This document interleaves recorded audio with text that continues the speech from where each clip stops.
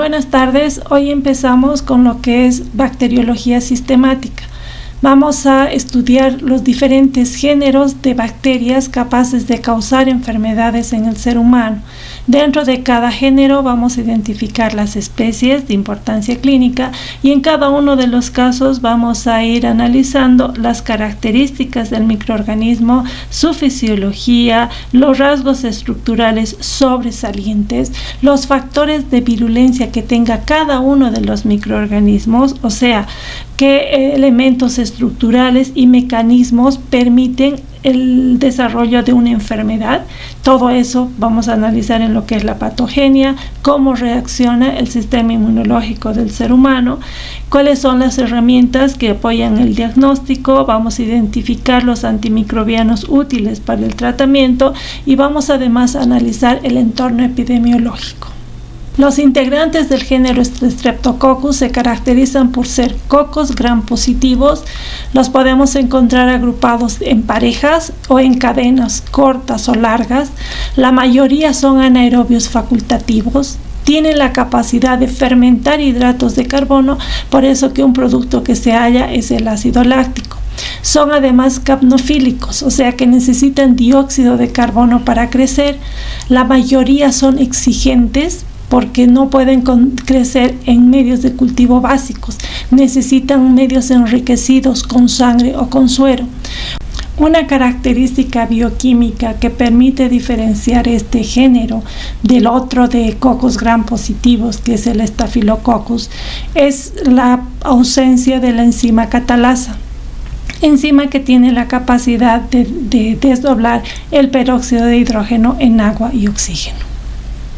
Hay diferentes criterios de clasificación y una importante, que es la primera que se considera para su identificación, es el crecimiento y la producción de hemólisis en agar sangre en el laboratorio.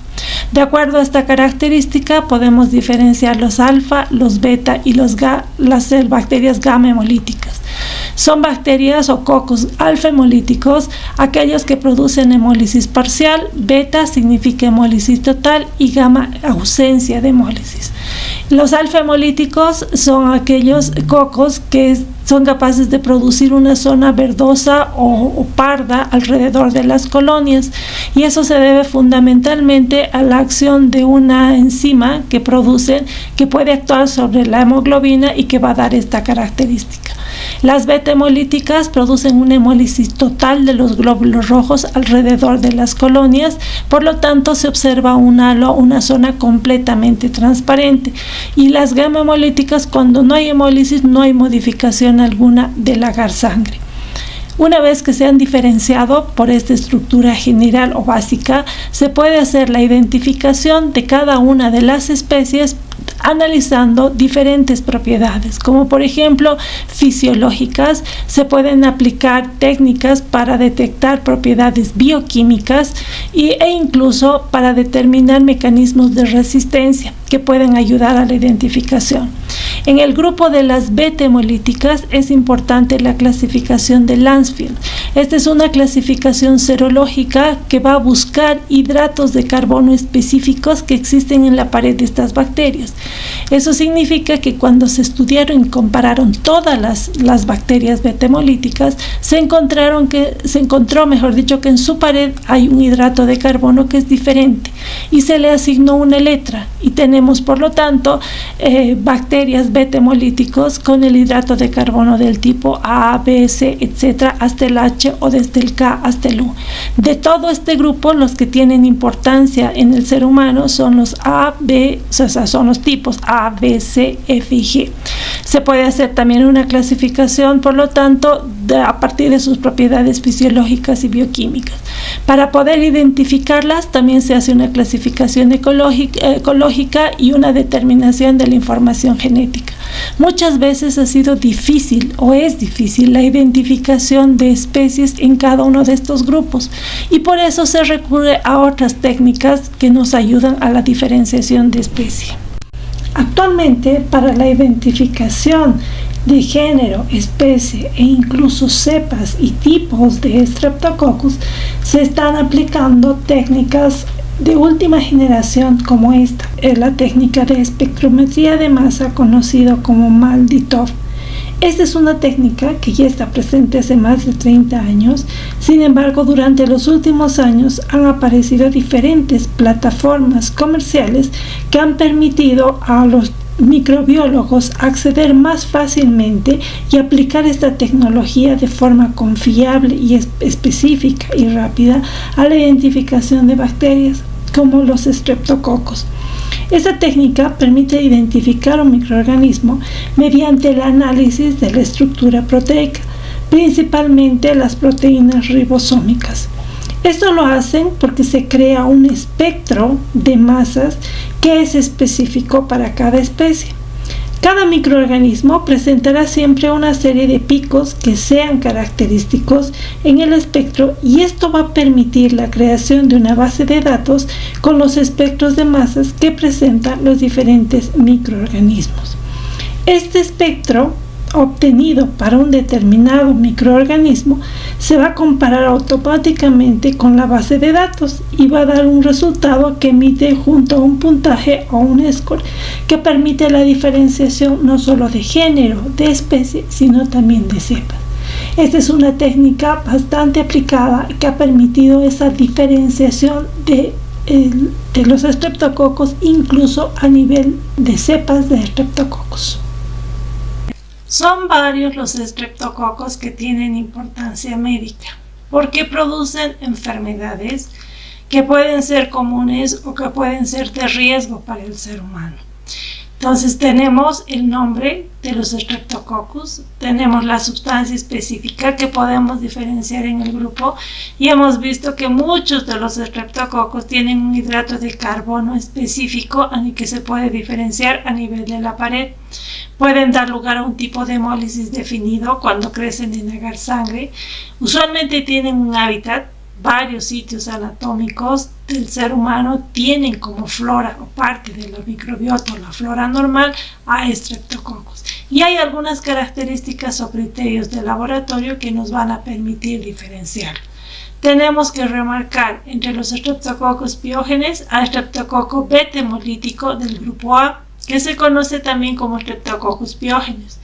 Tenemos al beta hemolítico del grupo B, que se conoce como Streptococcus galactiae, de los más importantes. Si seguimos con la lista, Streptococcus viridans, que van a dar un color verdoso durante su crecimiento en agar sangre. Tenemos Streptococcus bovis y algunos otros. Y dentro del grupo de mitis o sanguis vamos a diferenciar a uno que es alfa hemolítico, que es muy importante por la patogenia que tiene y las enfermedades a las que puede dar lugar, y es Streptococcus pneumoniae. A modo de repaso podemos ver las características generales de los estreptococos. La pregunta es, ¿cada uno de estos incisos será verdadero o falso? Pueden hacer un ensayo para ver cuánto hemos aprendido. Vamos a empezar con Streptococcus beta hemolítico del grupo A, que es el Streptococcus piógenes. A propósito, aquí les puse una publicación en un diario en el que se describe la historia de Alex Lewis, que era un hombre que perdió los 4 miembros y además parte de los músculos de la cara. Salía en el artículo, este artículo salía, mejor dicho, publicado, y decía que el 2013 había aparecido un hombre que tenía algo que parecía una simple gripe, y luego notó que la piel se manchaba, que la orina ya tenía restos de sangre, y cuando lo llevaron y fue internado, se vieron que había una infección producida por este estreptococo beta hemolítico del grupo A, que comúnmente se conoció como la bacteria come carne, ¿ya? Lo que vamos a ver entonces es qué microorganismo puede dar lugar a este cuadro clínico y qué características hay. Lo más paradójico de todo es que este microorganismo puede estar formando parte de la flora comensal de los individuos, pero bajo determinadas condiciones puede expresar genes y formar factores de virulencia que determinen cuadros clínicos tan severos como este. Streptococcus piógenes, ¿qué son? son bacterias que corresponden o están ubicados dentro del género Streptococcus y por lo tanto tienen con los otros características comunes. Morfología cocáceo, son gram positivos, están agrupados en cadenas, son muy exigentes porque necesitan sangre para poder crecer en el medio de cultivo. Son capaces de crecer en el medio produciendo una hemólisis beta, que ya hemos aprendido que es la hemólisis total. Son anaerobios facultativos y hemos visto lo común a los otros Streptococcus es que son catalasa negativas, por lo tanto no producen esta enzima que se llama catalasa. Y esta es una prueba bioquímica fundamental para diferenciarlo de los estafilococos, que son catalasa positivos. Lo otro que se vio es que tiene sensibilidad por la bacitracina, que es un antimicrobiano, y eso ha permitido diferenciarlos de los otros Streptococcus beta hemolíticos.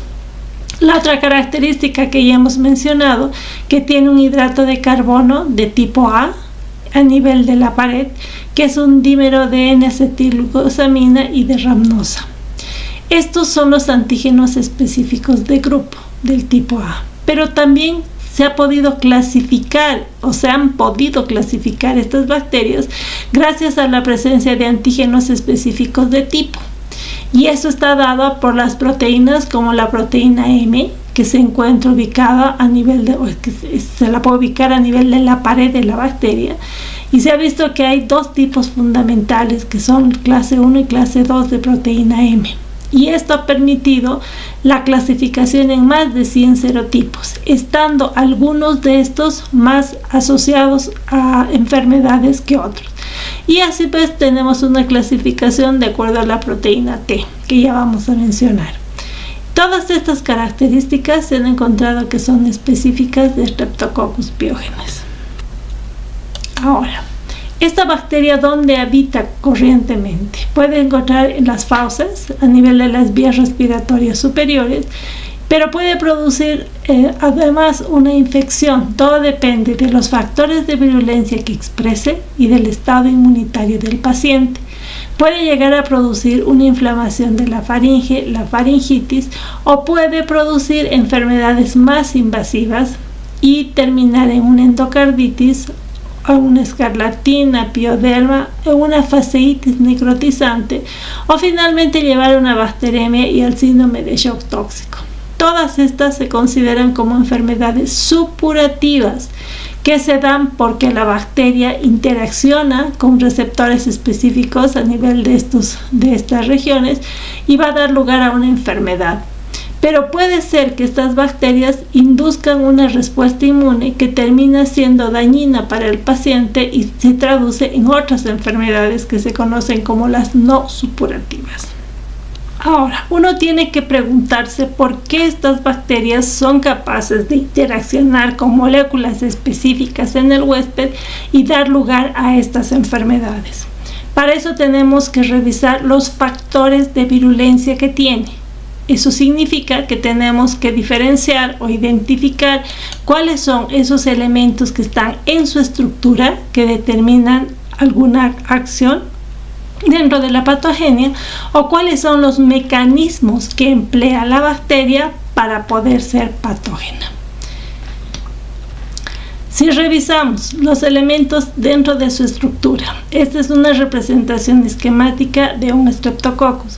Es posible observar el citoplasma, la membrana celular que presente, la pared celular o péptido-glicán, donde vamos a identificar, hemos dicho, un hidrato de carbono que es específico, en este caso del tipo A. Por eso se dice que Streptococcus pyogenes es un estreptococo beta hemolítico del grupo A. Además de todos estos elementos estructurales, estas bacterias tienen genes capaces de codificar diferentes proteínas que también van a tener su rol dentro de lo que es la patogenia. Analizando la estructura, ¿qué tiene? Tiene unas proteínas que se denominan las proteínas F. Tienen otras que son las proteínas M. Tienen las proteínas tipo M, Además de todo esto, por fuera de la pared se encuentra una cápsula que es de ácido hialurónico. Esta cápsula se une a receptores específicos en el huésped, como son, por ejemplo, las proteínas CD44, que pueden estar en muchas de las células epiteliales humanas. La streptolicina S es una enzima que está codificada por estas bacterias, pero que se encuentra ligada a la pared. Ya vamos a ver el rol que tiene. Hay otras enzimas que también están proyectándose hacia la parte externa de las bacterias, como la C5A peptidasa. Si resumimos, todos estos elementos estructurales y los mecanismos que emplea la bacteria van a poder explicar la patogenia y las enfermedades a las que dan lugar. Entre los mecanismos que emplea esta bacteria como factor de virulencia está la adherencia. Si tengo una bacteria como un Streptococcus pyogenes, cómo tiene que adherirse a la superficie de las células, y eso lo va a establecer a través de los ácidos teicoicos, las proteína M y la proteína F, que le va a servir para adherirse a la superficie de las células y posteriormente va a invadir. Ya, en ese proceso de invasión también la proteína M y la F tienen un rol fundamental. La proteína M es la principal proteína específica de tipo que se asocia a los Streptococcus más virulentos. Esta está asociada a la membrana plasmática y en ella se puede diferenciar un extremo carboxilo y un extremo amino. El extremo carboxilo es el que se encuentra anclado a la membrana citoplasmática y el extremo amino es el que se proyecta hacia afuera. Se han diferenciado dos clases de proteína M, la de tipo 1 y la de tipo 2. En general, se ha establecido que la proteína M puede actuar como un superantígeno, capaz de activar en forma policlonal a los linfocitos T.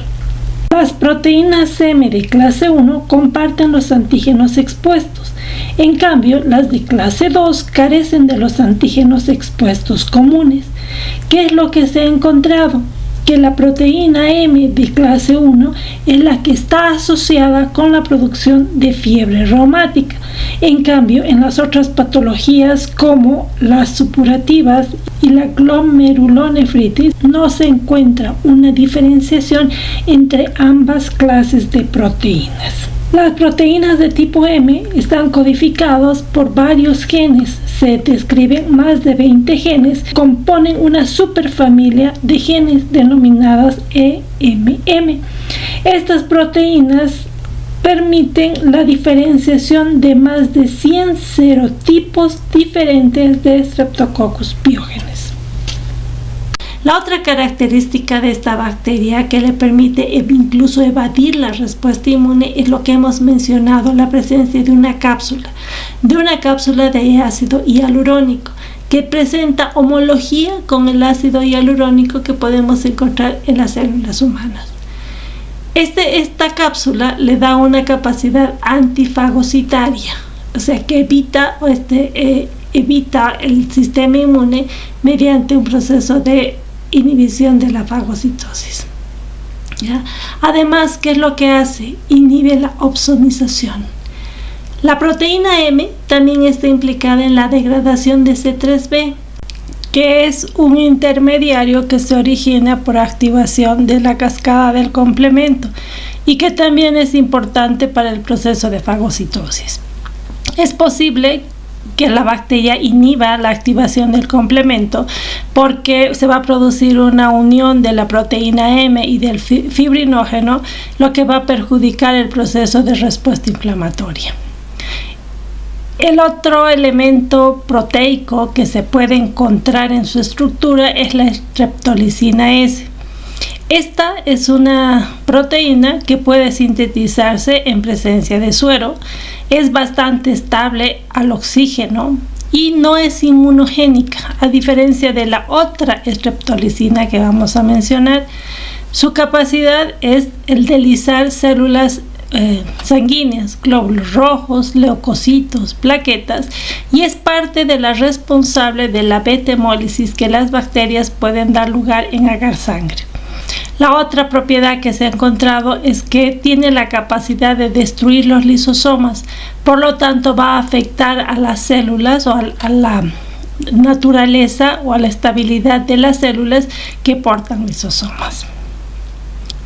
Además de esos elementos que están formando parte de la estructura de la bacteria, estas bacterias pueden secretar proteínas que también tienen un rol en la patogenia.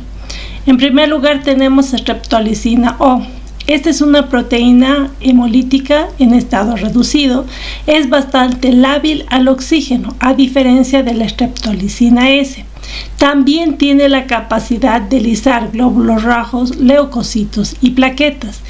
Es inmunogénica, es decir, que es capaz de estimular la formación de anticuerpos que son anti-streptolicina.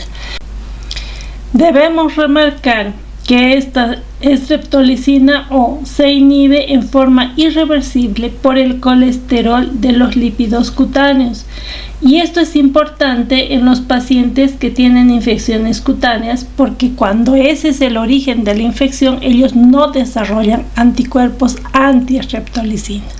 Vamos a ver que estos tienen un rol fundamental en el diagnóstico de las enfermedades no supurativas como la fiebre reumática.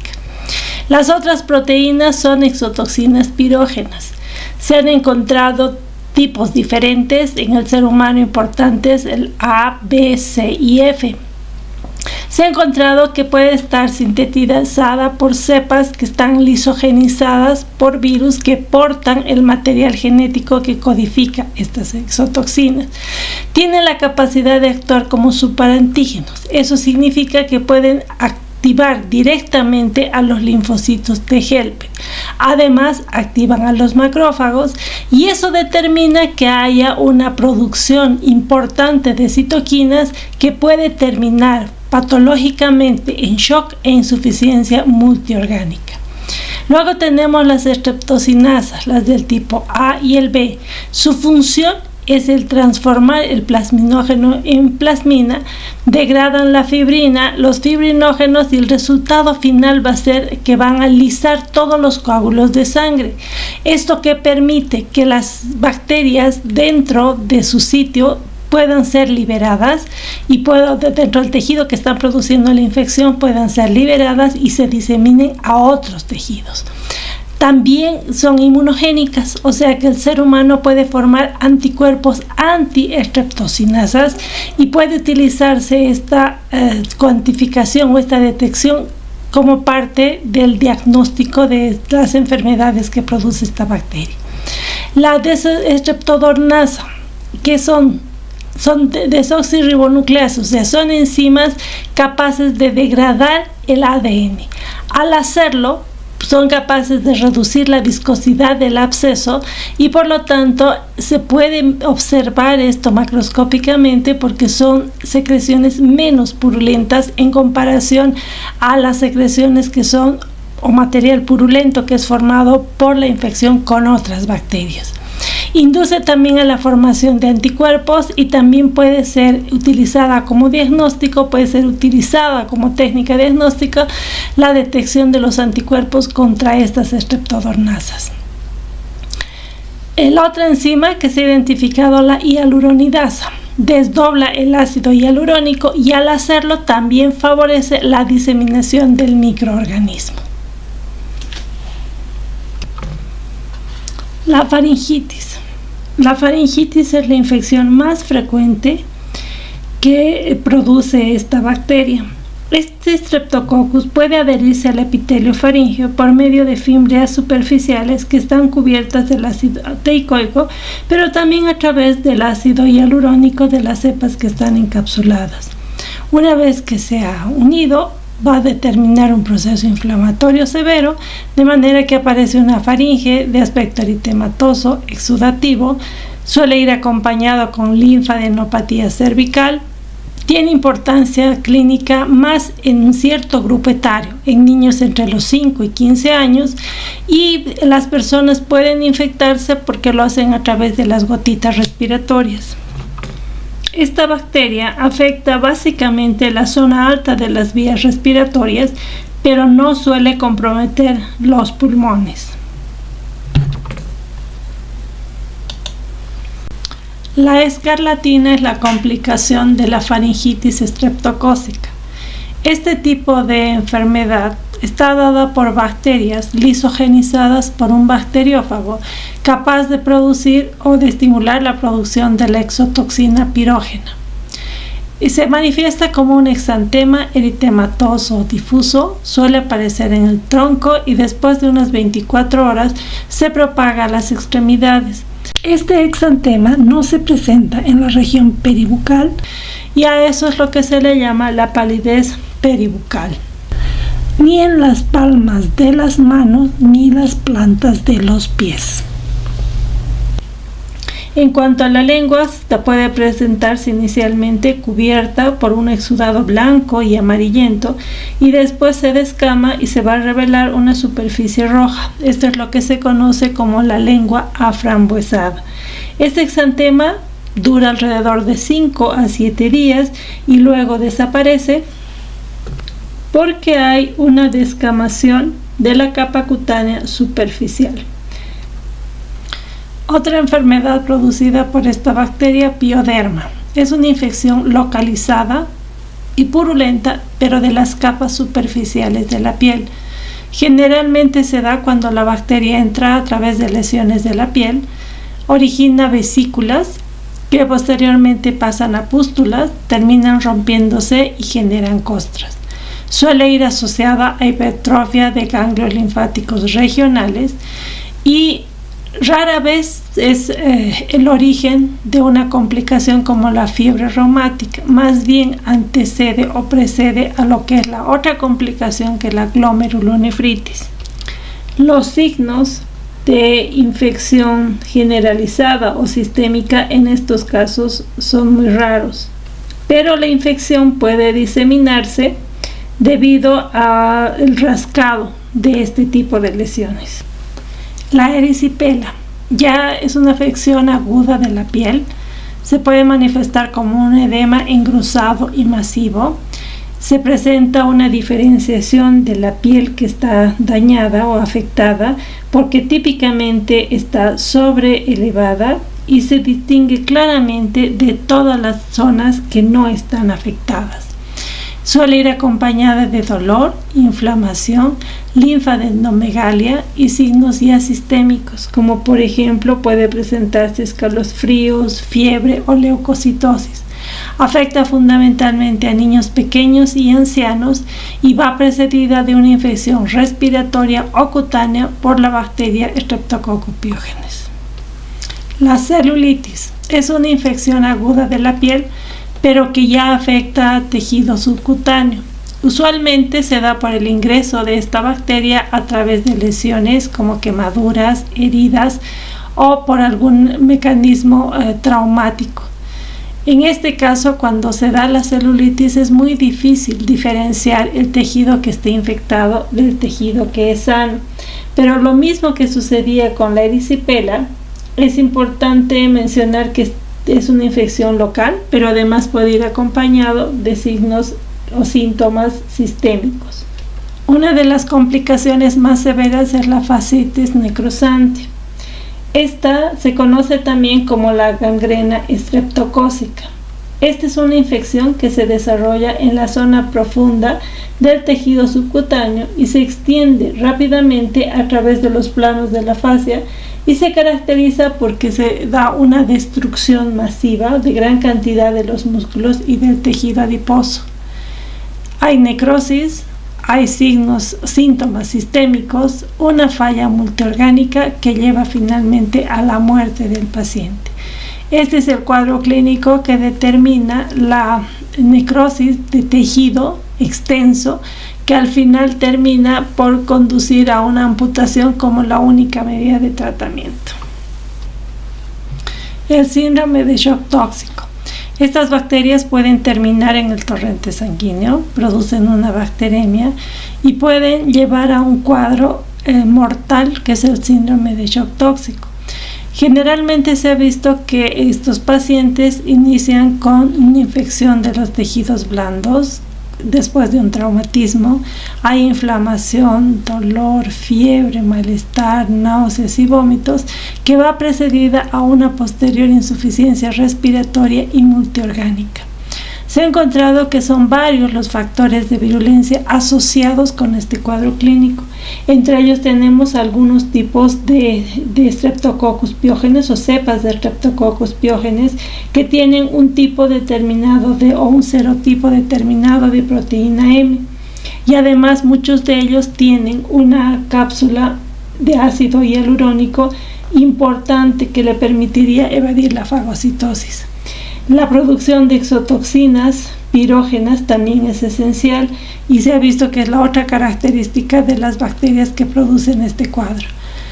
Si bien cualquier persona puede sufrir un síndrome de shock tóxico, se ha visto que es más frecuente en algunos individuos que tienen patologías de base infecciosas, como por ejemplo los que tienen VIH o varicela, o otro tipo de enfermedades como la diabetes, enfermedades cardíacas o enfermedades pulmonares que predispondrían a que los individuos tengan este síndrome que finalmente los va a llevar a la muerte.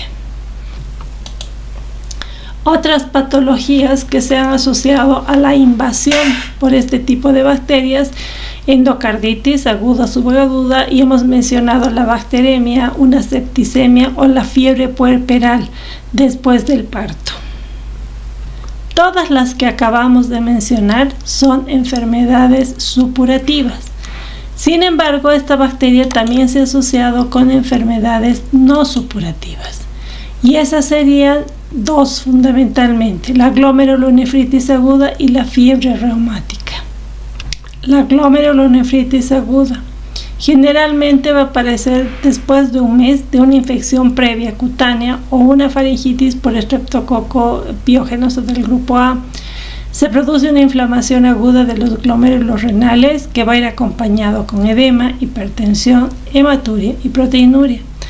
Este es un ejemplo de un tipo de hipersensibilidad donde se va a producir la generación inicial de antígeno-anticuerpo. Estos complejos se van a depositar sobre la membrana basal y va a desarrollar una respuesta inflamatoria aguda. Se ha encontrado que algunas cepas que tienen algunos tipos de proteína M serían las que están más asociados con este tipo de complicaciones. La otra complicación es la fiebre reumática. Esta es la secuela más grave de la infección por estreptococo piógenes porque produce una lesión del músculo y de las válvulas del corazón que puede traer serias consecuencias a los pacientes. Esta enfermedad post-estreptocócica está más asociada a infecciones faringias. Vamos a tener alteraciones inflamatorias que pueden afectar el corazón, producir, por ejemplo, lesión de las válvulas cardíacas, una pancarditis, es decir, endocarditis, pericarditis y miocarditis. Va a afectar las articulaciones, dando lugar a artralgias y artritis migratorias, afecta los vasos sanguíneos y tejidos subcutáneos. El resultado de toda esta reacción es la producción de lesión de las válvulas cardíacas, y todo esto puede deberse a una reacción cruzada. El sistema inmunológico va a reaccionar contra algunos elementos proteicos que están en la estructura de estas bacterias, y esos anticuerpos van a reaccionar con el propio tejido cardíaco humano. Una diferencia importante de la fiebre reumática versus esta otra complicación que es la glomerulonefritis es que estos cuadros de fiebre reumática suelen ser recidivantes, o sea, aparecen una y otra vez. Por eso necesitan un tratamiento preventivo mediante la administración de penicilina para eliminar a la bacteria. A diferencia de la nefritis, que suele darse en una ocasión pero rara vez se reactiva. La explicación molecular de estos eventos podemos verla en este esquema. Los macrófagos son capaces de reconocer proteínas u otros antígenos extraños o moléculas extrañas. Estas pueden participar activando a los linfocitos de CD4. A su vez, estos sintetizan citoquinas que van a ir a activar a los mismos linfocitos T, amplificando su acción, o los linfocitos B para la generación de anticuerpos antirreptocócicos. Lamentablemente, estos anticuerpos suelen tener una reacción cruzada y van a poder reaccionar o reaccionan contra el tejido cardíaco. De esta forma, esta reacción cruzada va a determinar, además, gatillar procesos de inflamación severos que van a determinar lo que es un proceso inflamatorio a nivel de las articulaciones y además unas lesiones importantes en el tejido cardíaco. Si analizamos, entonces estas se llaman enfermedades no supurativas, porque en realidad la que causa el cuadro clínico no es la bacteria, sino la respuesta inmune del paciente. Si vemos esquemáticamente qué es lo que sucede, el estreptococo del grupo A tiene determinantes antigénicos que van a ser capaces de estimular por un lado a las células B para que se multipliquen, se diferencien y generen anticuerpos, pero además son moléculas capaces de activar a los linfocitos T helper. Estos hacen en última instancia la respuesta inmune en última instancia hace que se generen anticuerpos, pero lamentablemente los anticuerpos que forma el individuo reaccionan contra su propio tejido, que es el tejido del miocardio, y además producen procesos de inflamación severos de tipo migratorio a nivel de las articulaciones, lo que conocemos en conjunto como fiebre reumática. Ya que conocemos a la bacteria, hemos visto las características que tiene, sus factores de virulencia, cómo puede interaccionar con el ser humano y las enfermedades a las que puede dar lugar. Para hacer el diagnóstico tenemos que considerar varios aspectos. Primero, que esta es una bacteria que sí puede cultivarse bajo condiciones in vitro y las características de la colonia sumado al tipo de hemólisis y a la morfología nos van a permitir hacer un diagnóstico definitivo. La bacteria puede cultivarse en agar sangre y hemos visto, vamos a ver una beta-hemólisis y vamos a hacer la identificación. Primero haciendo un cultivo, deberíamos observar cocos gram positivos en cadena. Una vez que tenemos la bacteria sospechosa, se realizan una serie de pruebas bioquímicas y fisiológicas y se determina la naturaleza, o sea, la especie a la que pertenece, la especie de cuál se trate. Entonces, para la identificación, entre las propiedades que tenemos es la sensibilidad a la bacitracina. Se utiliza un disco embebido con bacitracina que se coloca sobre el medio de cultivo. Si la bacteria tiene sensibilidad a esta, sospechamos de una bacteria del tipo A. Para poder hacer la confirmación del grupo, se puede detectar directamente en la pared de las bacterias el antígeno A y para eso se pueden utilizar pruebas serológicas. Por otro lado, se ha encontrado que estas bacterias pueden ser PIR positivas. Significa que podemos hacer la detección de una enzima que se conoce como la L-pirrolidonil aril amidasa, que es el PIR. Estas bacterias se caracterizan porque contienen esta enzima, lo que permite diferenciar de los otros tipos. Sumando todas estas características se puede definir el género Streptococcus y la especie Piógenes. Hay otras pruebas de laboratorio alternativas. Se han diseñado sondas de ácidos nucleicos y PCR. Se han diseñado técnicas inmunocromatográficas para detectar el antígeno que sería el grupo A partir de la faringe directamente, sin necesidad de hacer cultivo. Entonces, en estos procedimientos, ¿qué se hace? Se tienen estos cassettes de inmunocromatografía, se toma una muestra de secreción faríngea, se suspende en un determinado solvente que ya lo establecen los fabricadores de esta técnica, se añade a esta y es posible detectar entonces el antígeno tipo A. Por otro lado, se debe hacer un estudio serológico. Debemos evaluar o cuantificar los anticuerpos anti-streptolicina que un individuo puede formar después de entrar en contacto con este microorganismo. Esta es la prueba del ASTO y es una de las pruebas fundamentales para confirmar el diagnóstico de fiebre reumática. Además, se han diseñado técnicas para detectar las anti-DNasas y las anti-hialuronidasas, que también nos van a ayudar en el diagnóstico de estas patologías. Algo a lo que tenemos que dar mucho énfasis es al diagnóstico de las faringitis. Al hacer el diagnóstico de faringitis debemos considerar que puede tener una etiología viral o bacteriana. Hay diferencias desde el punto de vista clínico, como por ejemplo en la faringitis viral generalmente no hay secreción de pus en la garganta, la fiebre puede ser leve o puede estar ausente, el recuento de la fórmula leucocitaria suele no variar mucho, los ganglios linfáticos tampoco se ven afectados, cuando se hace una observación microscópica nos va a dar negativo y cuando se realiza el cultivo no hay una bacteria significativa que pueda ser aislada. En cambio, en la faringitis bacteriana sucede lo siguiente: puede haber una secreción de pus, sí hay fiebre, se puede modificar aunque ligeramente el recuento de glóbulos blancos, los ganglios linfáticos pueden estar agrandados, es posible ya la observación de cocos gram positivos en cadenas en el frotis faríngeo y la bacteria puede crecer bajo condiciones de laboratorio. Cuando se hace el diagnóstico hay que tomar en cuenta varios aspectos. En función a esto, un grupo de investigadores realizó una tabla en la que se establece una puntuación que se conoce como la puntuación de Centor, que ha sufrido varias modificaciones, pero en la que se incluyen varios criterios, como la temperatura, la tos y demás. Dependiendo de la aparición de uno de estos signos, vamos a tener lo siguiente: la temperatura cuando es mayor a 38 grados sí tiene un punto, la ausencia de tos tiene un punto. Si el paciente entonces no tiene fiebre ni tiene tos, tendríamos un resultado de 0.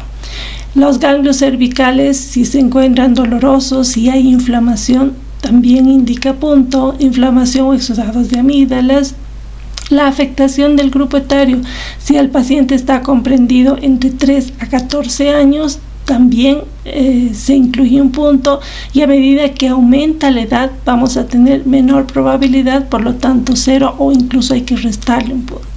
Una vez que se suman todo este puntaje, vamos a tener la probabilidad de riesgo de infección por estreptococo. Cuando el valor es de 1 a 2.5, no se debe ni administrar pruebas ni tampoco realizar otras pruebas adicionales, porque la probabilidad de que sea una faringitis estreptocócica es muy baja. Cuando el porcentaje es mucho más alto, entre 11 hasta 35%, es decir, requiere hacer un cultivo y antibiograma, probar todos los antibióticos y si el resultado es positivo, se administran los mismos. Cuando el puntaje es mucho más alto, por encima del 50%, amerita o justifica tratar ese paciente empíricamente con antibióticos y, si es posible, la realización del cultivo. En cuanto a la epidemiología, Streptococcus pyogenes pueden encontrarse colonizando la bucofaringe, la orofaringe o la región del perineo de forma transitoria en niños sanos y en adultos jóvenes. El grupo de personas más susceptible a sufrir las infecciones son los niños que están comprendidos o las personas comprendidas entre los 5 y los 15 años. Se ha visto que la fuente de infección es el ser humano, que la transmisión puede realizarse a través de la piel o por gotitas respiratorias. Cuando un individuo está colonizado y en las partes blandas, esa puede ser la fuente de infección, y la transmisión va a suceder mayormente en algunas situaciones como el hacinamiento o en condiciones ambientales de más frío como el invierno, donde es más frecuente la faringitis y las infecciones no supurativas como la fiebre reumática. Para realizar el control de las enfermedades producidas por esta bacteria, vamos a diferenciar 3 lineamientos básicos: la detección y terapéutica antimicrobiana temprana de las infecciones respiratorias y cutáneas que pueden ser causadas por esta bacteria, una quimioprofilaxis esta antiestreptocócica en personas que sufren un ataque de fiebre reumática. Esta quimioprofilaxis se realiza con antibióticos como la penicilina y no está justificada en pacientes con glomerulonefritis, solamente se realiza en aquellos pacientes con fiebre reumática. Esto se debe a que la fiebre reumática puede tener recidivas, o sea, aparece un cuadro y dentro de un tiempo vuelve a aparecer, por lo tanto se tiene que eliminar el estado de portador de esta bacteria. En cambio, en la glomerulonefritis no sucede lo mismo. El tratamiento antibiótico no modifica la evolución de la glomerulonefritis aguda y por lo tanto el tratamiento profiláctico no está indicado porque estos pacientes no presentan recidiva la enfermedad. Y finalmente tenemos la erradicación de los estreptococos beta hemolítico en portadores. Este último punto es muy importante en aquellas personas que van a estar en contacto con pacientes susceptibles, o sea, personas que van a estar comúnmente en zonas de salas obstétricas, en quirófanos, en aulas o en salas de recién nacidos. En cuanto al tratamiento, podemos decir que el de elección es el tratamiento antimicrobiano. La penicilina G sigue siendo utilizada en primer lugar porque no se han detectado cepas resistentes a la misma. Sin embargo, muchas veces no puede ser utilizado debido a la hipersensibilidad de algunos pacientes. La alternativa terapéutica es entonces una cefalosporina oral, un macrólido como la eritromicina o la clindamicina. Algunas veces se utiliza una terapia combinada de penicilina con clindamicina en infecciones graves. En los casos graves también está indicado el drenaje y el desbridamiento quirúrgico. Con respecto a Streptococcus beta hemolítico del grupo A, conocido también como Streptococcus pyogenes, podemos preguntarnos ¿cuál de los siguientes incisos será verdadero y cuál falso? A manera de retroalimentación, los invito a contestar. La otra bacteria dentro de lo que son Streptococcus beta hemolíticos es conocida como Streptococo beta hemolítico del grupo B o A galactiae. Esta bacteria puede observarse formando cadenas cortas cuando viene de una muestra biológica directa o forma cadenas largas cuando se cultiva en condiciones in vitro. En cuanto a su estructura, lo sobresaliente es el marcador de grupo, que es precisamente el hidrato de carbono de tipo B que está en la pared celular. Pero el factor de virulencia más importante es la cápsula que pueden tener estas bacterias, que son de naturaleza polisacárida y que además se ha visto que puede tener residuos de ácido siálico. Esto es importante porque esta molécula tiene la capacidad de inhibir la activación de la ruta alterna del complemento y por lo tanto puede afectar el proceso de fagocitosis. Otro factor de virulencia que se ha encontrado es una proteína C que está en la superficie de esta bacteria. De acuerdo al tipo de polisacárido de la cápsula, porque se han diferenciado 9, se puede hacer una serotipificación de estas bacterias y algunos serotipos están más relacionados a la patogenia que otros y por lo tanto a las enfermedades que pueden producir estas bacterias. Un mecanismo de defensa importante frente a estas bacterias es la respuesta humoral, los anticuerpos anticapsulares que se ha visto que pueden ser protectores. Streptococcus agalactiae se caracteriza porque puede sobrevivir en superficies secas. Debido a la presencia de una cápsula, puede inhibir el proceso de fagocitosis y es capaz además de producir enzimas hidrolíticas. El mayor riesgo es su capacidad, lo constituye su capacidad de colonizar en forma asintomática el tracto genitourinario fundamentalmente, aunque también puede estar en el tracto respiratorio superior. Debido a esta ubicación, la colonización del producto puede ser in útero, o sea, un niño puede infectarse in útero porque la bacteria va a ascender desde la vagina, va a llegar al fluido amniótico, el bebé puede inhalar la bacteria y puede pasar al torrente sanguíneo y hacer una infección general. El niño además puede infectarse al momento de nacer y puede tener manifestaciones clínicas durante los primeros meses de vida.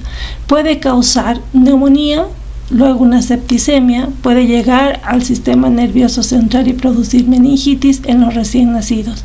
Es una de las causas más importantes de este cuadro clínico, meningitis del recién nacido. El cuadro clínico se conoce como enfermedad de comienzo precoz cuando se da en niños de menos de 7 días de vida, o de comienzo tardío cuando se manifiesta entre la primera semana y los 3 meses de vida. Las mujeres embarazadas también pueden sufrir infecciones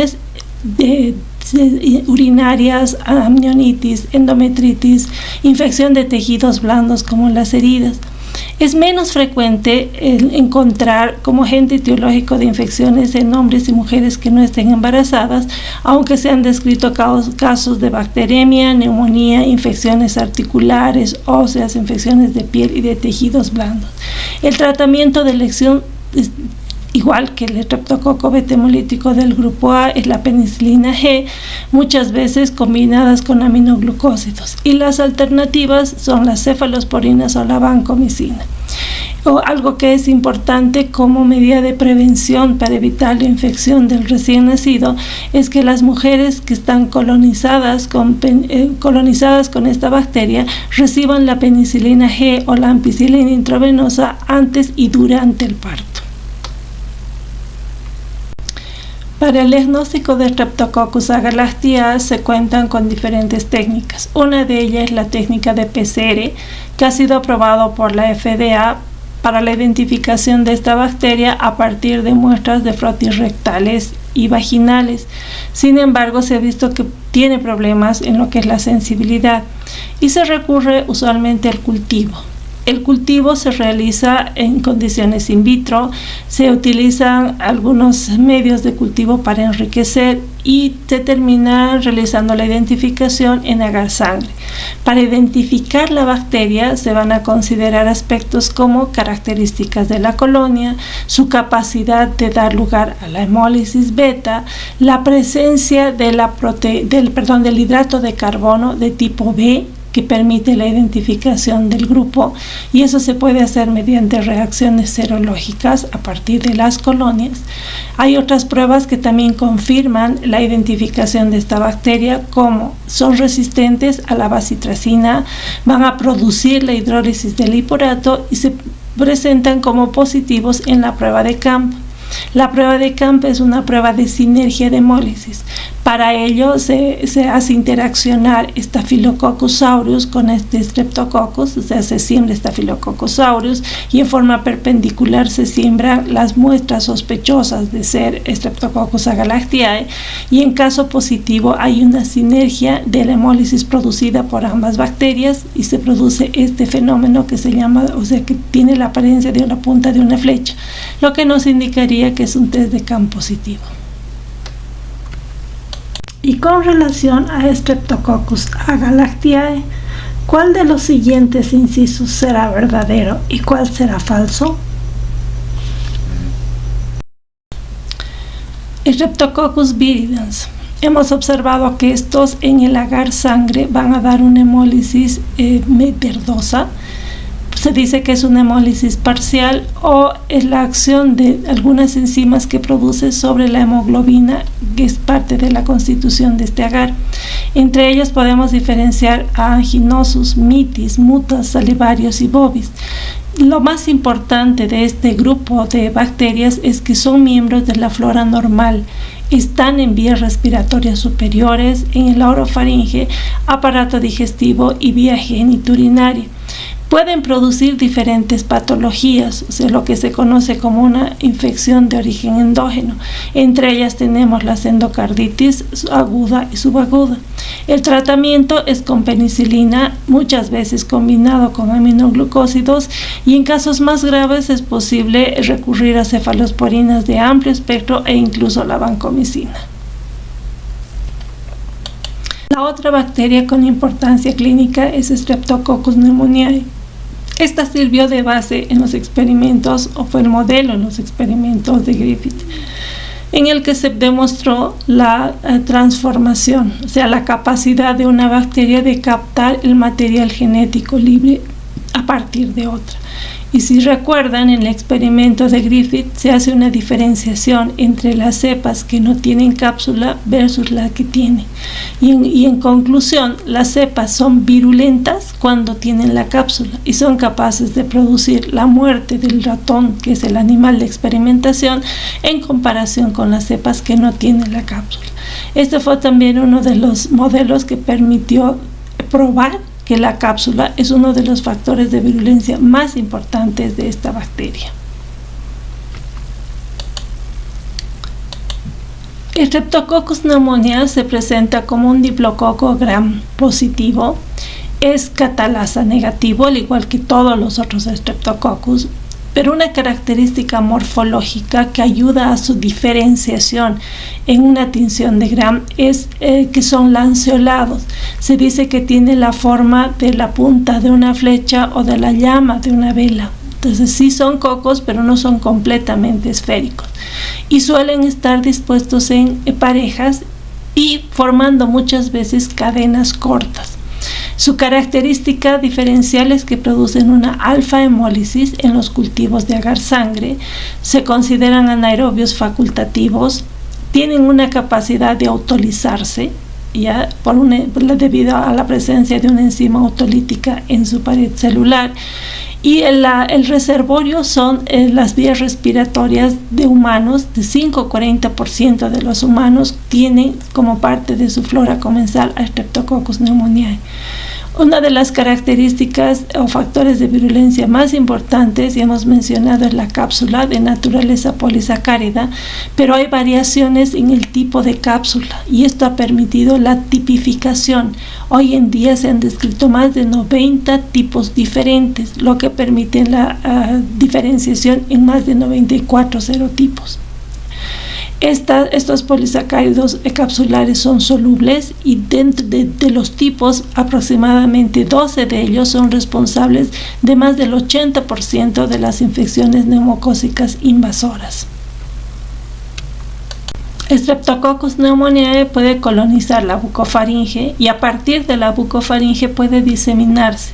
De forma proximal puede terminar en los pulmones, puede diseminarse hasta los senos maxilar, paranasal, frontal y producir sinusitis, puede infectar los oídos produciendo otitis, puede terminar, como hemos dicho, en los pulmones, pasa los bronquios, llega a los pulmones, y las paredes alveolares se van a encontrar irritadas como mecanismo de defensa y acumulación de moco y de células inflamatorias. Y a partir de este origen puede diseminarse a la sangre y terminar invadiendo el sistema nervioso central, puede producir meningitis. Es un agente etiológico importante de meningitis, pero vamos a ver que en determinadas poblaciones susceptibles. Si resumimos, primero, esta bacteria es un colonizante de la nasofaringe. Generalmente es asintomático, no causa enfermedad y puede ser eliminada por el sistema inmune del hospedero. Por eso decimos que esta bacteria es oportunista. Cuando hay alguna alteración del sistema inmune, va a producirse una diseminación primaria y causar otitis media, sinusitis o neumonía, pero no bacteriémica. Y puede seguir diseminándose, pasar al torrente sanguíneo, ocasiona bacteremia y a partir de esta produce una diseminación secundaria que termina en una meningitis, neumonía, artritis u osteomielitis. Entonces, con Streptococcus pneumoniae, primero que hay una transmisión que puede ser a través de gotitas respiratorias, a través del contacto con fomites o el contacto directo. Estas bacterias van a colonizar el aparato o el epitelio nasofaríngeo y esas son la fuente de diseminación en muchas de las ocasiones. La mayoría de los pacientes que tienen una respuesta inmune adecuada van a tener un equilibrio con esta bacteria y esta se va a mantener como comensal. Sin embargo, puede diseminarse, puede haber una invasión local de manera que va a producir una otitis media o una sinusitis. Puede haber una invasión a través de la aspiración, llega a producir la neumonía. A partir de este órgano pasa al torrente sanguíneo, se manifiesta una bacteremia y a través de la sangre puede migrar y afectar otros órganos. Puede atravesar la barrera hematoencefálica y producir meningitis. También se ha asociado con otras patologías como artritis y osteomielitis. Ahora, hay factores que están asociados a que este equilibrio que se da durante la colonización se incline y termine con una enfermedad. Hay factores que tenemos que evaluar relacionados al microorganismo, al huésped y el contexto en el que está el huésped o la microbiota asociada en el mismo huésped.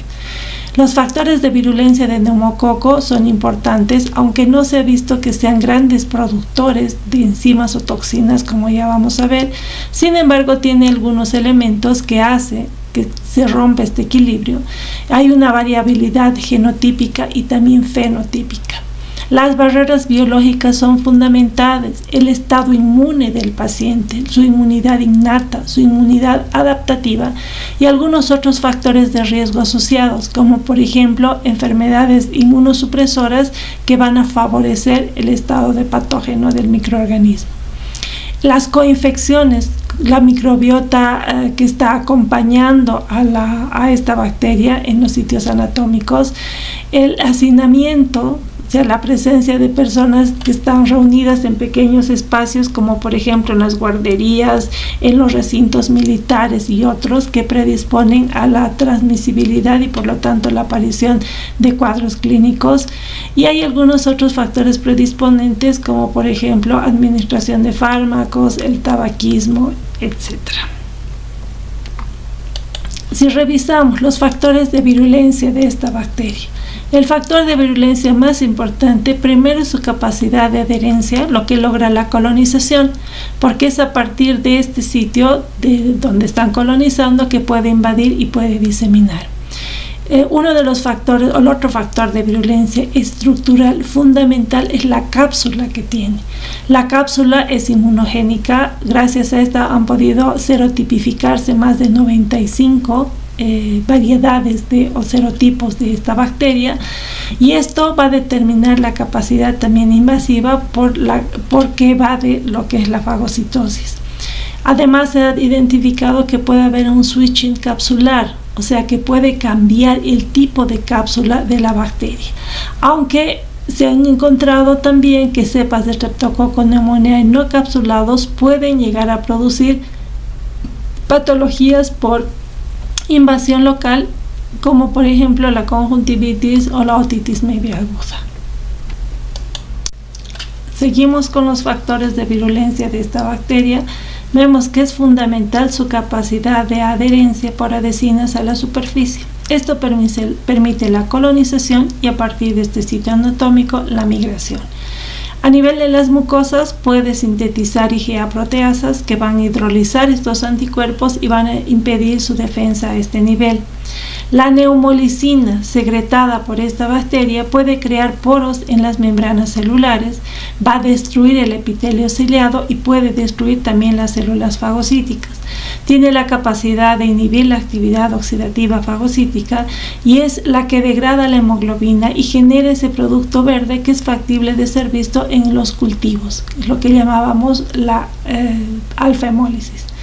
Dentro de su estructura, al ser un gran positivo, su ácido teicoico y el péptido glicano se ha visto que pueden activar el complemento, y volvemos a mencionar la cápsula, que es un factor de virulencia al inhibir el proceso de fagocitosis. Si resumimos sus factores de virulencia: cápsula, antifagocítica, opsonización, la neumolicina. Produce además otras que son autolicinas y un grupo importante de proteínas que son también o que participan en la diseminación, en la adhesión y demás son las proteínas de superficie. Presenta pilis, presenta lipoproteínas, algunas otras proteínas que unen la colina y el grupo de proteínas que permiten la adherencia a células endoteliales y migración. Hay una gran variabilidad genómica. Por lo tanto, se ha considerado que esta bacteria puede transformarse y recombinarse muy frecuentemente. Y si revisamos los atributos ya mencionados, la cápsula polisacárida. Esta va a prevenir la eliminación mecánica por acción del moco. Esta cápsula le va a otorgar una carga negativa, por lo tanto da un impedimento estérico para que pueda interaccionar con otros receptores en los fagocitos. Es un mecanismo de protección frente a la acción de los antibióticos. La neumolicina, que ya hemos mencionado, es una proteína citotóxica que forma poros a nivel de las membranas. Como esta se libera durante la autólisis, porque esta bacteria tiene enzimas autolíticas que permiten su lisis, entonces esta puede ser liberada y puede dar lugar a muchos efectos patológicos. Inhibe la activación o la funcionalidad a nivel de los cilios, activa los linfocitos TCD4, entre otras de sus características, impide el estallido respiratorio en los fagocitos, es capaz de inducir a las células killer y también a las citoquinas inflamatorias. Por lo tanto, la neumolicina es la que activa todo el proceso inflamatorio que es posible ver en una neumonía causada por esta bacteria. Entre los factores de virulencia también tenemos que describir la estructura de la pared celular de estas bacterias. Si analizamos, tiene una membrana plasmática, tiene un peptidoglicano, los ácidos teicoicos que están anclados al peptidoglicano y los lipoteicoicos que están anclados a la membrana de esta. Adheridos a los ácidos teicoicos se encuentra la fosforilcolina, y este es un factor de virulencia porque va a unirse a los receptores del factor activador de plaquetas que está en la superficie de las células endoteliales y de los leucocitos, además de células pulmonares y meninges, y por lo tanto está relacionado con adhesión e invasión a la sangre y el sistema nervioso central. Se puede identificar este ácido teicoico como el polisacárido C y el ácido lipoteicoico como el antígeno F. Aquí tenemos una representación esquemática de la pared celular de un neumococo con alrededor 12 proteínas que permiten su unión a la colina y que han sido identificados y que están asociados precisamente a los ácidos teicoicos. Este es un modelo esquemático de la estructura de la pared celular del neumococo y de sus proteínas de superficie. Miren la cantidad de proteínas que han sido identificadas y que tienen un rol fundamental en la primera etapa, que es la adherencia del neumococo a nivel de la oroinasofaringe. Además de identificar las proteínas o los elementos estructurales que se encuentran en la superficie, se han identificado los receptores específicos que se encuentran en las células eucariotas. Aquí podemos identificar, por ejemplo, producen, hemos dicho, IgA proteasas, enolasas, etc. Y cada uno de estas proteínas de superficie tienen un receptor a nivel de la célula eucariota, lo que permite esa adhesión fuerte y la colonización de esta bacteria. Hemos mencionado también que esta bacteria tiene la capacidad de estimular una fuerte inflamación, y eso se ve porque la neumolicina, que ya hemos mencionado, tiene la capacidad de activar la vía clásica del complemento. La vía alternativa puede ser activada por los ácidos teicoicos y los fragmentos del peptidoglicano.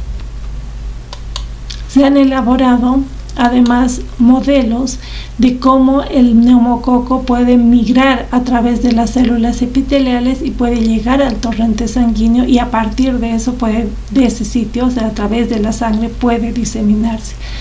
La etapa inicial es la adhesión, y hemos visto que tiene proteínas que se unen a receptores específicos, va a pasar a través del epitelio, o sea que tiene una capacidad invasiva, va a pasar al torrente sanguíneo, y a partir de esto se disemina a diferentes órganos. Por eso se considera una bacteria importante, etiológicamente hablando, de lo que son las meningitis bacterianas. Respecto a la prevención y control, existen vacunas para prevenir las infecciones por esta bacteria. Tenemos las vacunas neumocócicas polisacáridas, que están constituidas fundamentalmente por los polisacáridos purificados de la cápsula, y se van a incluir diferentes tipos, porque ya hemos dicho que hay una variación que permite diferenciar hasta más de 90 serotipos de Streptococcus pneumoniae. Estas vacunas están recomendadas para personas mayores de 65 años o para personas en riesgo, pero que sean mayores de 2 años. Solamente activan las células B, no inducen una respuesta inmunitaria memoria y tiene un efecto limitado cuando hablamos de portadores.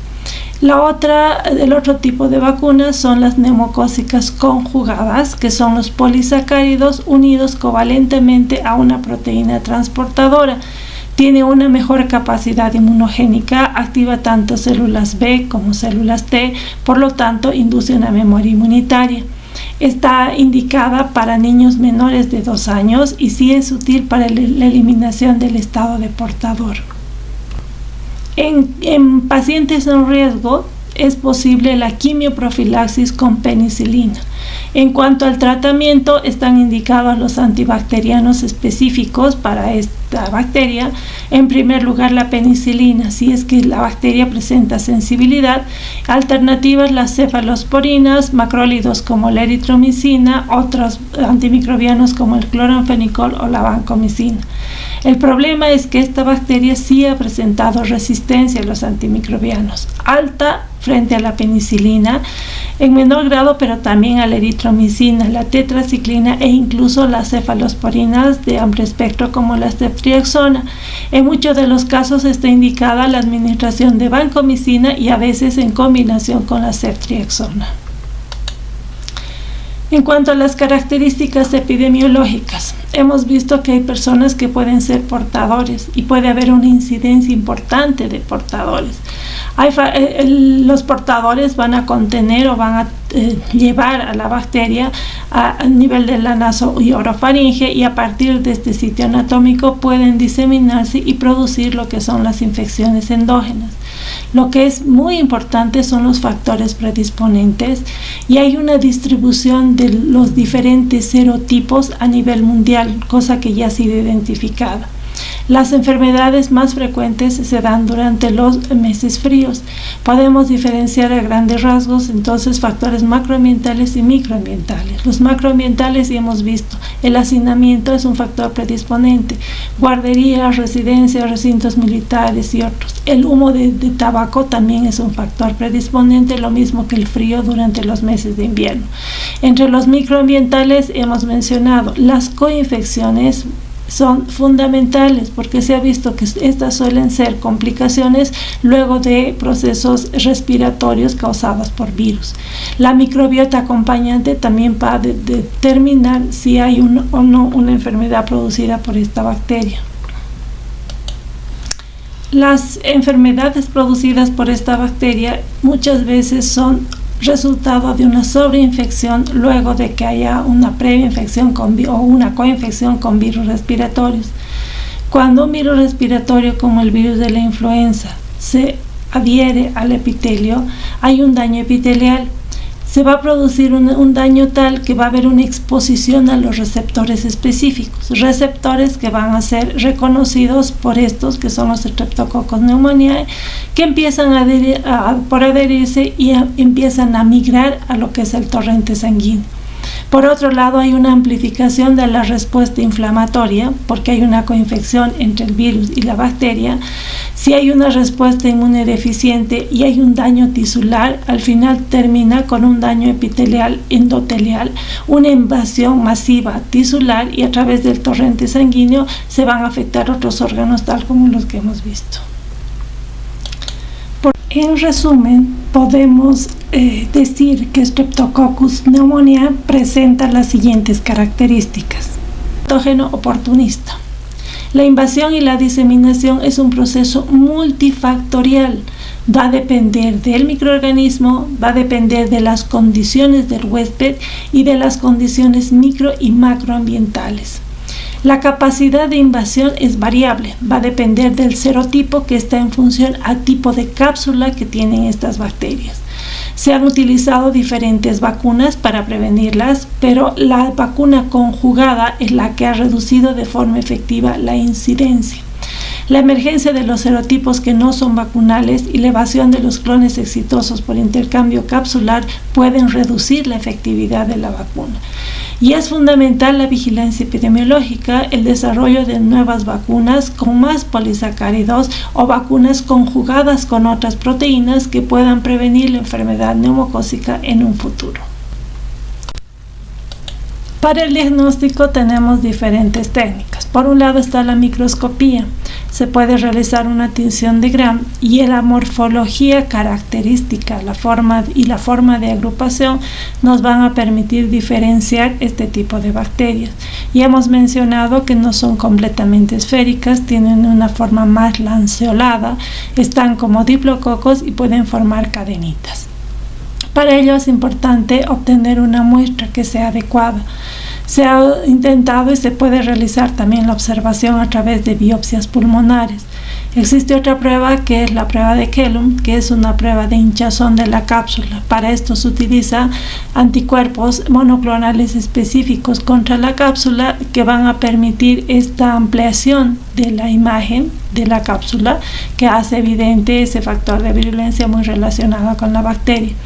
Se pueden realizar los cultivos a partir de la muestra de esputo, de la sangre o de otros fluidos estériles, como por ejemplo el líquido cefalorraquídeo. Muchas veces tienen una baja sensibilidad estas pruebas, pero sí tienen una alta especificidad. Las bacterias van a crecer en medios como el agar sangre y van a dar origen a estas colonias alfa-hemolíticas que dan una hemólisis verdosa. Una vez que han crecido las colonias, vamos a diferenciar el tipo de colonia de acuerdo a la presencia o ausencia de cápsula y se pueden aplicar otras técnicas de identificación específicas como por ejemplo la sensibilidad a la optoquina. Streptococcus pneumoniae se caracteriza porque es sensible a la optoquina, tal como podemos ver aquí. Además que dan positivo a la prueba de solubilidad en bilis. Actualmente también se cuenta con pruebas rápidas que son válidas y que han sido aprobadas por la FDA para el diagnóstico de algunas enfermedades producidas por esta bacteria. Tenemos la detección del antígeno urinario. El fundamento es que una vez que hay una infección con esta bacteria, es posible la concentración de los antígenos de las bacterias en la orina. Por lo tanto, pueden detectarse estos antígenos, como por ejemplo, se puede detectar el polisacárido C, que está en la pared celular, que es común a todos los serotipos y que también puede encontrarse en otros Streptococcus alfa-hemolíticos. Este se realiza mediante pruebas rápidas aplicando técnicas de inmunocromatografía y ha dado mejores resultados que otras pruebas en las que ha tratado de identificarse antígenos capsulares mediante técnicas serológicas como látex, coaglutinación u otras. A modo de práctica, con referencia a Streptococcus pneumoniae, nos preguntamos ¿cuál de los siguientes incisos serán verdaderos y cuáles falsos? Pasemos a ver los enterococos. Estos son cocos gram positivos, están dispuestos en parejas y pueden formar cadenas cortas. Habitan normalmente el tracto intestinal del hombre y de los animales. Hay que identificar dos especies que son trascendentales para el ser humano, como Enterobacter fecalis y Faecia. Son capaces de contaminar el medio ambiente hospitalario, los dispositivos, incluso las manos de los trabajadores en salud. Por eso pueden causar infecciones nosocomiales. Se han aislado de heridas, de úlceras crónicas, del tracto biliar, uretral y vaginal. Entre los factores de virulencia sobresalientes están la capacidad que tiene de adherirse a los tejidos y la capacidad de formar los biofilms o biopelículas, que como ya vimos son mecanismos de protección de las bacterias. Lo otro que hay que remarcar en los enterococos, que al ser agentes etiológicos de infecciones o de brotes de infecciones intrahospitalarias o nosocomiales, tenemos que considerar los antimicrobianos para su tratamiento, y ese es el problema, que tienen una alta resistencia a los antimicrobianos. Estas son las especies que se aíslan con mayor frecuencia y que son clínicamente importantes. Con asterisco están las más frecuentes, ¿ya? Hemos mencionado que las especies más importantes en frecuencia son fecales. Si se dan cuenta, son responsables del 80 al 90% de las infecciones por enterococos. Luego tenemos a Enterobacter faecium, responsables del 5 al 10%, y en el resto, alrededor del 5%, el resto de los enterococos están relacionados con el otro, alrededor del 5% de las infecciones totales causadas por este género. Causan infecciones urinarias, infecciones intraabdominales, pueden pasar al torrente sanguíneo, producir bacteremia y sepsis, responsables de endocarditis tanto comunitarias como nosocomiales, sepsis neonatales, pueden infectar partes blandas, pueden infectar los sitios quirúrgicos y son responsables además de las meningitis postquirúrgicas o luego de la administración de dispositivos.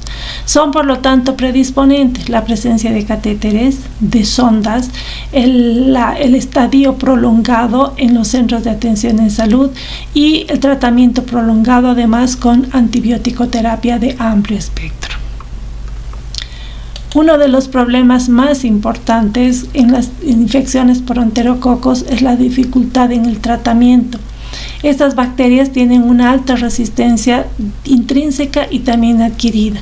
Son las primeras bacterias en las que se detectó la resistencia a la vancomicina y fue el origen de la transmisión de este mecanismo de resistencia a otros géneros como los estafilococos. Tienen bastante tolerancia para los agentes activos contra la pared bacteriana y hemos visto que hay factores predisponentes, las infecciones están asociadas a dispositivos que son difíciles de remover. Por lo tanto, además de la resistencia que tienen, es muy difícil la llegada en suficiente cantidad de los antibióticos al sitio de acción. Y puede dar lugar a situaciones clínicas bastante complejas, difíciles de tratar en pacientes dializados y trasplantados. Para realizar el tratamiento antimicrobiano es fundamental tener como información el antibiograma. Si es sensible, el agente de elección para una monoterapia es la ampicilina. En caso de infecciones urinarias, además de ampicilina, puede utilizarse nitrofurantoína o las quinolonas fundamentalmente. En las infecciones más graves se hace una combinación de los aminoglucósidos con el inhibidor de la síntesis de pared celular. En caso de enterococos que tengan una alta resistencia a los aminoglucósidos, es posible la elección de terapia con ceftriaxona y hay alternativas terapéuticas para las cepas más resistentes. Podemos mencionar el inesolid, las mismas fluoroquinolonas, la quinupristina y la dalfopristina, entre las últimas que se disponen hoy en día. Para hacer el diagnóstico se recurre fundamentalmente al cultivo. Tiene la capacidad de crecer fácilmente en agar sangre y también en agar chocolate. Vistos al microscopio se presentan como cocos gram positivos y hemos visto que pueden estar en parejas o en cadenas cortas. Característica común a todos los estreptococos son catalasa negativas, pero tienen algunas propiedades diferenciales que permiten su identificación en el laboratorio. Primero, que pueden crecer a temperaturas más elevadas, o sea, su temperatura o margen de crecimiento está entre los 10 y 45 grados centígrados. Tiene la capacidad de crecer en altas concentraciones de cloruro de sodio, lo que también se utiliza en el laboratorio. Se hace reaccionar o se cultivan estas bacterias en medios con alta concentración de cloruro. Si crecen, son sospechosas de ser enterococos, y también en presencia de sales biliares. Se caracterizan porque dan positivo a la prueba de la bilicisculina y también a la prueba del piro. En cuanto a la prevención y control, como son responsables de gran cantidad de las infecciones intrahospitalarias, es necesario que entren dentro de los programas de control de las infecciones asociados a los centros de atención en salud. Y otra cosa es un manejo adecuado de los antimicrobianos. Hay que hacer una restricción cuidadosa, hay que evitar la presión selectiva y la selección de cepas resistentes dentro de este género que son los enterococos.